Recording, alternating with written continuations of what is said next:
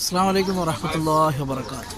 November 18 സമയം ഏകദേശം 6:40 ക്ലോക്കിൽ ഞാനിപ്പോൾ ഉള്ളത് സഫയുടെയും മർവയുടെയും അതുപോലെ അബി ഖുബൈസ് പർവ്വതത്തിൻ്റെയും അടുത്താണ് കേട്ടോ. അതിൻ്റെ ഇടയിൽ ഒരു വഴി, എന്നിട്ട് ഇവിടെയൊക്കെയാണ് ചരിത്രങ്ങൾ കിടന്നുറങ്ങുന്ന മണ്ണാണ്. എന്നിട്ട് ഇവിടുന്ന് ഞാനിങ്ങനെ പകർത്തുന്നത് അള്ളാഹിൻ്റെ റസൂലുള്ളാഹിനെ പ്രസവിച്ച വീട് എന്നറിയപ്പെടുന്ന സ്ഥലം ഖദ്ദാമ മലയുടെ താഴ്വാരത്ത് കണ്ടോ. എന്നിട്ട് അള്ളാഹു അനുഗ്രഹിക്കട്ടെ ഈ പുണ്യമായ സ്ഥലത്ത് നിന്നിട്ട് ഈ പ്രഭാതത്തിൽ നിങ്ങൾക്കൊക്കെ ഒരുപാട് ദുആയുണ്ട്.